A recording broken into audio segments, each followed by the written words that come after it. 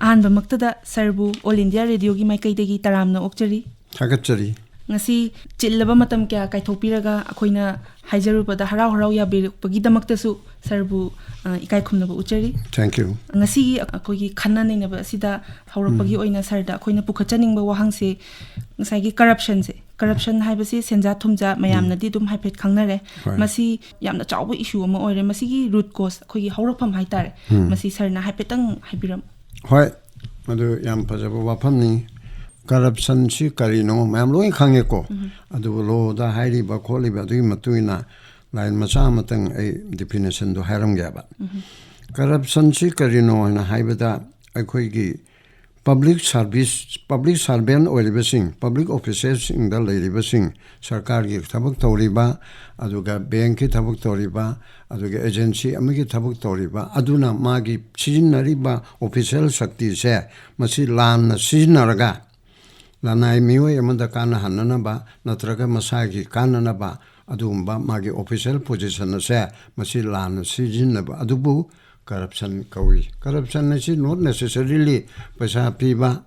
paisa du oina lawraga paisa du chaba adu khakta nate magi power du lan sijin raga thabo hapam thoktaba mi da mana hapa aduga haibum thoktaba de haiba namdana kele adu porodu na tadana thadat kani ka haibana chingba mam che asisu part and parcel of the corruption the hairi ba corruption na se masi haurak pham si karinoi tadi yam ghara agoi ge laibak chi gi political system because of our present political system sina so oive adudagi agoi gi pillar of democracy agoi india si Prithvi ki manungda khwaidagi chawraba democracy chatpa laipak ni haidana koina chawthokchari bani akoi ge lusing masingna adugumba democracy se kalimba kamda mana praja ge tamta praja bu sasun tawba democracy haibanina kalimba kanda madubu ningchi jana indragadi electoral system da hairo political system da hairo laipak aklon da hairo mong tana tawdragadi hai report punamakse adudagi thore aduna Madugi macha oina haibtarabada present political system sina thon bani adu masi pillar of the democracy buningti jana ngakpa ngamdaba yaurakpadi gi thon bani aduga rule of law chattabadi su thorakpani haibi ai loinana colonial attitude haibatare colonial attitude laida akoida colonized or haibanati koi markta su dum yaubi ai colonial attitude ama koigi British na tormegi lemu khak haitare adugumegi mawang amada su leibugumba governance ningthi jana tawbangam daba aduga phattabal ain sing chi lokthokdaba aphaba ain semba madu ningthi jana ngaktaba hairiba mayam sing asina corruption gi horak phamse oigani sumaina thamjake Kasai corruption sina koigi leibak amagi chakhotpagi khongthang sida kayam ki mati akaiba pibado adusu chume corruption asibu ningthi jana adum leiragadi akoigi khunai sida akoigi khunai role da corruption yaudragadi hingbangam dabadona thaba ama chatpada kalino pesa khara pijarudradi sarkar gi opesara mada angam thaw amanda pibase masi part and parcel of corruption oibanina asigi phibam asida Manipur dadi Hoji hangbiri batu masina chawkhat thorangda apan yamna pigara suppose chawkhat thorangi kaili ba senthang singdubu yom chumna sinarabdi akoi kari awaba leidoino akoi gi chama karakpada akoi na kun thra khaktang sinaba taragadi pramaniko adumo oiramgane na government charge tobunate rupa crore chama masigi damukta sinau aina hairakpada crore yankai humpu humdra henbana Marakta matang layar by layar adudi sakai thokpada adugi saruk de thabuk cheli besing gi saruk aina chum chakraga prajada chama kai tharapadu kunthra khakta yoragadi chawkat khongdang da yamna chaung apan pire haibese masidi adum lengdraba khudamne sar matang sida khoigi Manipur da corruption gi fibam se karamna leirige habdo aduga ngasai ge khoigi anti corruption cell se khoi sakarna lingkhatle adigi mayamna tare lingkhatle leire kaina habse asi kayam ki mate effective oiba adigi sakarna si effective oina ba corruption je thingna bada kari sakarna kai pakha hoi corruption gi status se Manipur dadi haipet wange aina khunban te ko aigi society ai su yauri bani prajamak tanatra Manipur khonaida being a responsible citizen amoina lawful citizen amoina ai su yauri bani aina huning banate odu oiri be phibum chi da hayo hai bitaragadi ko je corruption chi ka hena wangba India gi manung da su yamna wangba singi manung da ko makok man natraga su awang me sera humari gi manung da ko gi si chanbra haina aina thaje aina khanjabani tabak hapadegi sipai khanbadegi adu karani hapadegi official hapadegi adu degi hek tabak hapajal adu dana tan posting gi tameng na sage na haideba ukul da chatke na haideba chatabe ya da bege duk chat point ne taweba ano transfer and posting se asida chilhau thiba asi one of the corruption gi achouba pot amanaba aduna Manipur gi corruption si aina haiba loira ro yam gare yam ga ba duna moral bhaw corrupt ora banidna particular party sir dinga saigi ai isasina corruption gi nga saigi mentality se leram draga su ai gi khangna ba chana ba sina kunai si gi system sina adum isada impose to hon bagi phibam amadi dum lei ba extortion do chinina te dema por lambida jeri lambida le dino ko pasa prem do nang kaptar hat kani hairi de adu de pi de pasa do adu corruption natro man extort torga lohuri do adu no maram maidana lupatara peramba poto Imphal Europe de kontra de yorani akhoi so dum yare system china akhoi bu corruption gi ipak sida langthaya ba makha cha thachar po ina khoi gi ngasai gi corruption sina chaitheng pi base ayam bana khoina tajaba da lairaba mirak tin bada khara khudong cha da ba leiba kangbu sida na hena chaitheng pi na taje si matang da sarna tang wafong kar thambi chumi corruption asina lairaba de yam kanna pe khare khudong cha da na leiriba du makta da leningai leite digi chak thongna ba cheng chana ba chokna ba ko hoi Manipur da di ka hena laina dana ko adugumba mi amadi moi mung du di chara hendana siri haibu makte yaudri chaba thakpa gi wadana te adu su hairip sini hindi da harga roti kapra makan chana na ba leina na ba set na ba adu da munatri ai chatpam ai chatpe gi right ai angangi education to bigi education right adu dege ai ising thakpa phangna na begi adege ai mai phangna na begi adege adu phangna na begi hakchang sajel ai bu layeng bada ningthi janal layeng bang amna na begi sigum maya masa ai khoi gi right ke manung challe adu da laira bada di yam hena wapam toi ma ji sang na hai rudra so laira bada hena wapam thoktar na nungai bana corruption to badi wa baga sunglai leitaba mina corruption gi society sida wabaga sunglai leitaba dun henbam thoeba manis aduga sir handaki G20 khoi bharat na chair tawraga G20 pangthoe Manipur da bhawda da khoi gi tawgi ada G20 sida khoi gi anti corruption gi matang da su pangthoki ba leikreba ada sigumba sai gi khoi gi global gi malem gi oiba mifam amada topic se pukhalakpa sida sai khana nei na ba sigumba mayam tawbo sida kayam ki mati kana ba pi ba ge habdo kana ba pifam thoi G20 Indiana Chairmanship Loba Sigi Makada Tatarapada Manipur da su Tawre Imphal da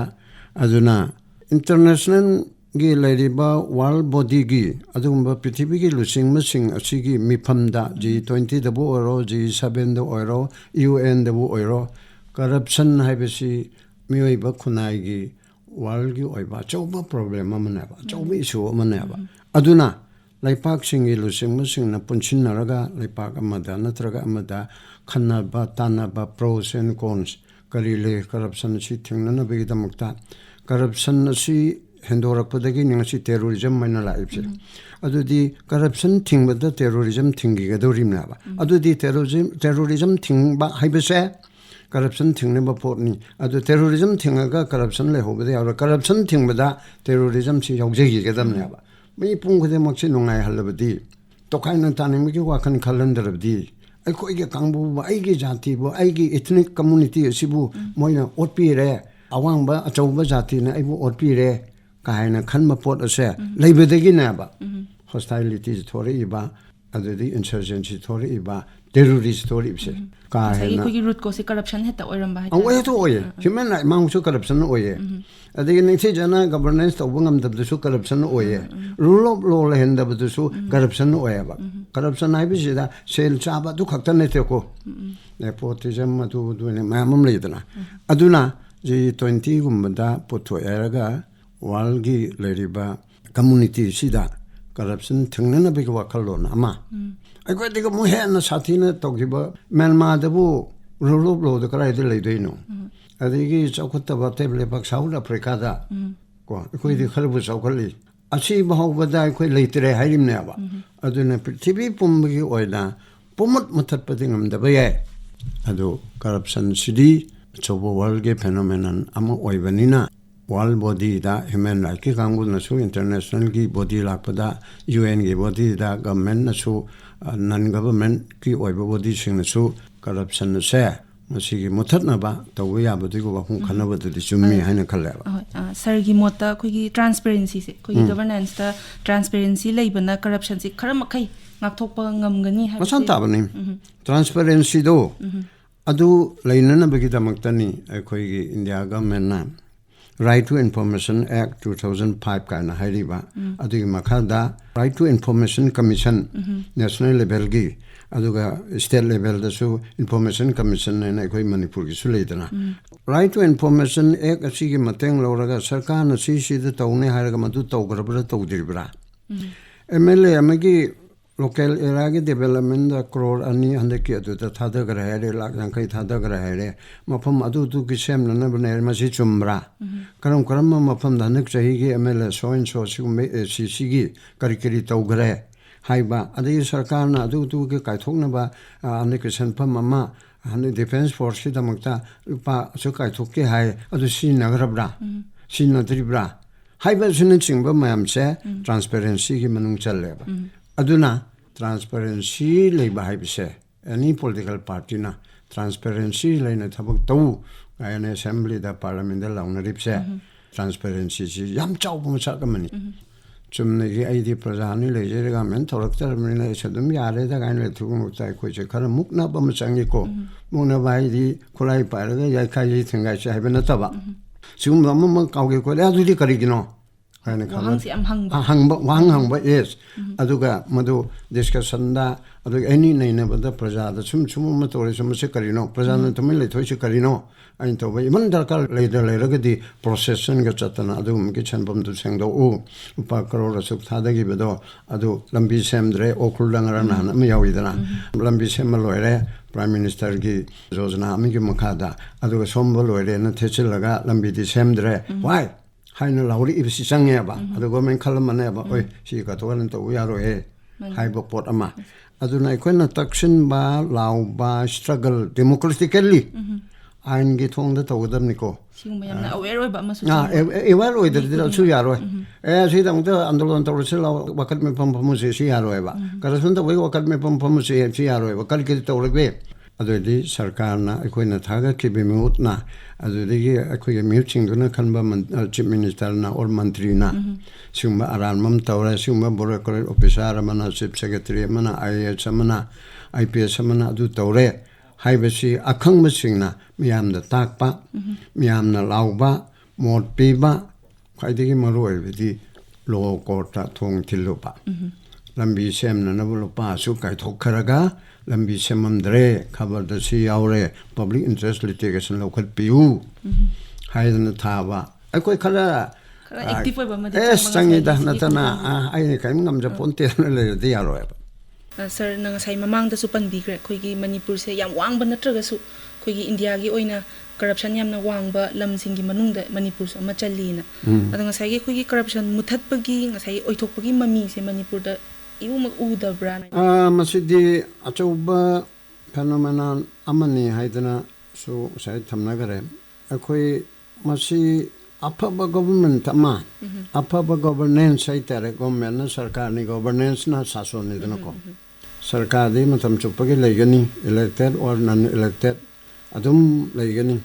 democracy chali balai pak na sarkar le taba haiba matam du lei roya ba center na paigara state na paigara democratic oigara undemocratic oigara aduna apaba sason ama leiraba kanda corruption se phane amna thingba ngamgani apaba sason haibasida mating phudok pangamba courageously idea to tell the idea aina lo ego aina lo ego se mayamna phatab da sine aina ego se ma de to haire da tum di yaro mana taro tumba kaina haibe se masigum gi ko idea du ne na chau bu na du na pan ni da na pan na ta ego haibe se da ai isa gi oi ja ba idea du mal chang de haibe put ado madu sina pa man ka le maram di aina chief minister amoina natraga ina minister amoina natraga ina MLA ama oina kari ba thabuk tawli ba se ai imung manungi nate ai laikai gi nate aduga ai gi khungang adugi khakte gi nate aina puri ba kendra adudigi karak panina mi lising kundra ma leiba kendra adu khakki nate aba lising kundra manga dugi mihut oirerga I Manipur gi la kundra gi khanna ba da yagodorim ya adudigi minister oiriba duna amuk mayam adugi apun megi oina ma amuk khalak ba ba haji Manipur gi chief minister sa Meteina oi chumi adubu ma Meitei gi chief minister ra no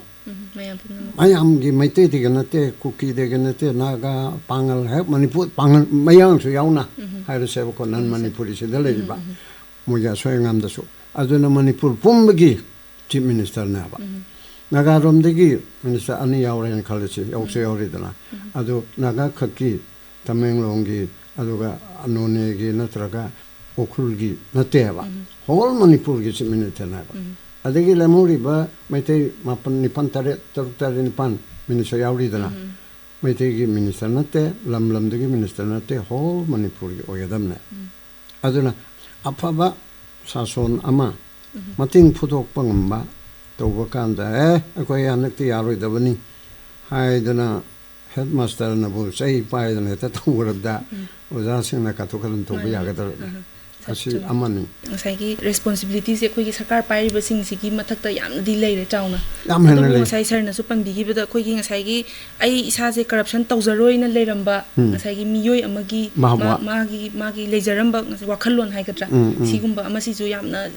sigi mapan lom dagi changakpa sapu hai gadra phattaba wakhalon chelhanba sigumba ju isada changhaloi gi haibagi wakhalon amasu yam purakpa ama changtabra na khali ada sar sigumba sumaina miyoi amana natraga kangbu ama corruption tawba thingnarambe ai natraga mi atopa amana thingnaramagadi ngasai gi sarna su law khara panbikre ko ado sigi matangda kai haidi chairak haigadra adudi Prevention of Corruption Act lady aduga ko Indian Penal Code lady aduga tei tongan ba relevant laws mayam ma penal law mayam ma leine ba corruption tawramba sarkar gi pesa sarkar gi thabuk tawrega public officer oiraga public servant oiraga government servant oiraga mangone pi ba aina remuneration khali piriya ba tolop an lelipse nupa duna sarkar gi thabuk tawbada chai humpu subu ba praman ko asi tawbada magi hingnana ba magi nungaina ba lambi pirimna ba thabuk tawmal haitare thabuk tawmal adu sengna tawraga adu damana tolop chari ba du matungina mathang mi singdu serial kaidana tawgadaba pot adu tawbiragadi asuma tawredana nasatana mana mit ma yengra ko tare chobu serial lo chiri chingkalo adigi cham manga da lebedu chiri chingkalo hairagadi miching makai nairedana miching makai naira bordi karap practice ke manung challedana mana paisa lawraga tobo mona taraso asai ke nepotism mai bisi su corruption ni sagai ni dana give embezzlement nepotism extortion se corruption gi macam na mari chana bada hena khudong chaba pi bise why the way amai ri basalo bone te de haiba ado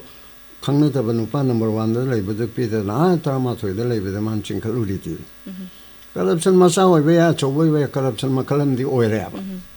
aduna ma da sum thokpa ma changya sar adang sai gi koi corruption se chang yamna wangba lam haitare corruption gi chang yamna wangna leiba lamga koi corruption almost leiba leitaba haitare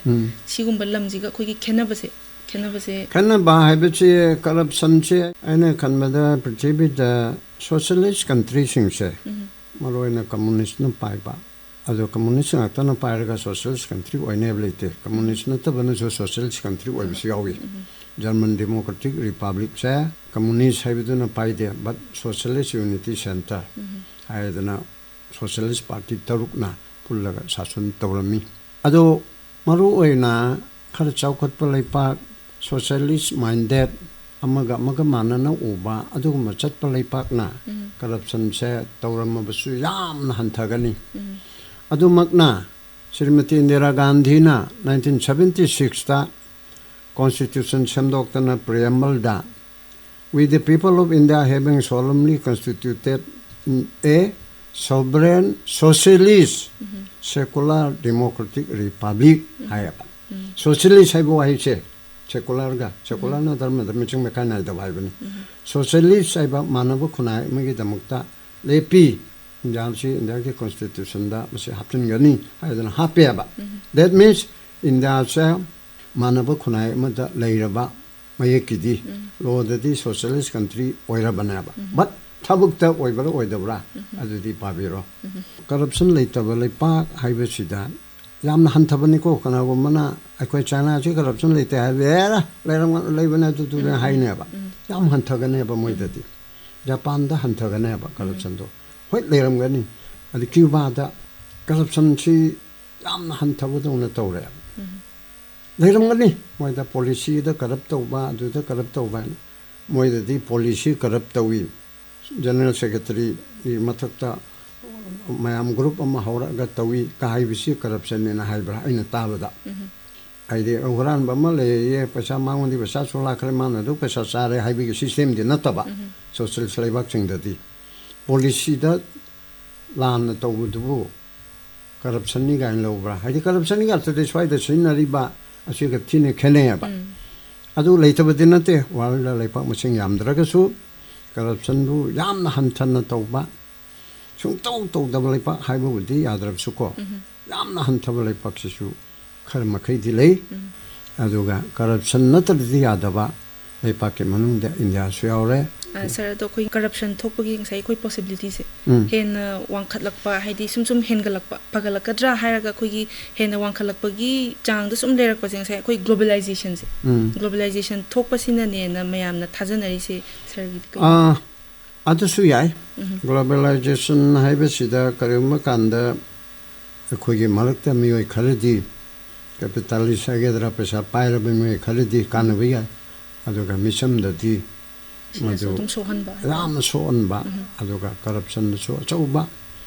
ithilpi ba pot am oigani adumok ne haidana globalization sinang sunga yadra ri chocolate di ban to ta ni ne koi punamak manuna manto na to che du chocolate di ya ba chocolate ama koi na chingi chilnau chingmu khala chocolate na settle tribe and status pirim na tro ada moini hana chauka thokra di nui nu hana chauka thokra mitei na dum chauka ore mitei so hello ne ada haina imne bako aina madu yaning da bayanate asina ba abisi smana tamjag lo selak pasida koi ki ngasai gi sarna horok padagi hona sum corruption gi matang da koi ne ne ngajabada mayam di pandi gre ado corruption je koina leibak amada natraga koi Manipur da oiraga su lehellaroi si haibase koi stakeholder oriba koi gi government digi lairiba official sing nataba praja koi ki su yamna chauna taita leina tapire koina corruption je lehellaroi ge na mapung phana muthatlasi na mi amana kai to mathau ta ge tung tang adwai da koi praja na logo da ba government na logo de government na di loin to godam ni ko praja na mateng function boy na praja na movement to da na to da ba porchi ai koi na darat thingna na begi tongan ba organization laigra anti alcoholic ki oiba organization mayam am lei aduga civil society ngamkhagi damakta amuko usm aduga te mayam am leira loin pandrab su ko territorial integrity nga na begi damakta adigi HIV/AIDS thing na begi adugumba max and other NGOs mayam am lei mayna pai big organization mayam am lei pollution control to na bigi lei mi ama sibada crime ama tawada nupi ama jan mangalia na haibada police na action to na lokhan na bigi damak sarkar mi ang chang na bi damta joint action committee against the brutal killing so and so or rape to vigara so and so haira ko seme ba adore di bam tongan ba asahite ki phang sabha lei ahlaman ge lei adi sports ki lei tongan ba organization se lei then corruption ki delibera joint action committee against the corruption of do masi bautate adudagi anti corruption struggle committee corruption ki tamta koi movement to na ba chai asukte ki hona hona rapane haiba leibra leite any organization no mo na koi corruption ki thangnari haiba amani ko corruption kaktagi thengnana ba aina mamangidasu mapum khaladasu suggest tawgi anti corruption struggle committee Manipur haidana sigumba ma semam changem sima oini haibana te ko corruption ki thengnana ba struggle tongnana ba struggle ga haibedu da kana gumana khara alla mansin khar kanman gadra kaina hai thengnana ba haibani ne thengna ba haibani anti corruption struggle committee haidana semeraga civil society ko senior citizen gumegi society na patronage tawre haraga ama democratic way da naro mayam tawraga semgatpa machangi in order to fight corruption and create a statewide movement against corruption. Aduga, by educating the people of their social obligation and responsibility, miyam sigi nang na miyoy ba mo ena nang na praja mo ena nang na Manipur ki manung dalay bada nangi responsibility siya siwa wadar karlay nang na board pi bada corruption tawgano nang na Thokchom bada tu tawgano ado corruption na siya pataba mahik ni haiba siya koy punamok na kangmin na si haiba na singba asi tawba yaya ba ado maduda mo darkar lidisi kay noy bu ay koy ge miyam sigi moment siya satri ki moment naharul moment people ki moment kin ki moment mayam sina kana basi corruption ki oina aduga sarkar pataba sarkar sindok na bi damukto oina asum mayam honarap ki basing sigi manungda ay koy corruption si gi oiba injustice oiba oppression oiba asigi damukta miyam na masi honabada may pakadra haino hang malai asida aina haibana yes French Revolution is the prime example of citizens movement French Revolution na ko nang si taniripse mase hojiki injustice dagi corruption dagi oppression dagi matam dagi palibal nga uloina tawba duki mayukta French prajasing na hauba adumba revolution iho ado French Revolution kawe mado achauba mai pakpa mo oya aduna sida ina haining ibana unless every citizen is willing to become a soldier of his nation or motherland the nation would remain a slave to corrupt ekoi punamang na corruption thengnana ba injustice thengnana ba madugi lanmi amamam oiba ngamdragadi ekoi gi leipakse corruption ki minai oibata bana slave to corrupt corruption sina mapu ayalaga madugi makhada ekoi hingbada tagana marmaduna ekoi crucial factor is pukchel sengbatai able leadership ama puthokpatai aduga national amasung state interest awangamba oibatai individual interest so khangbatai adugumba marinjen leiba thauna leiba minungsi khangba aduga maripak majati gi damukta siba ngamba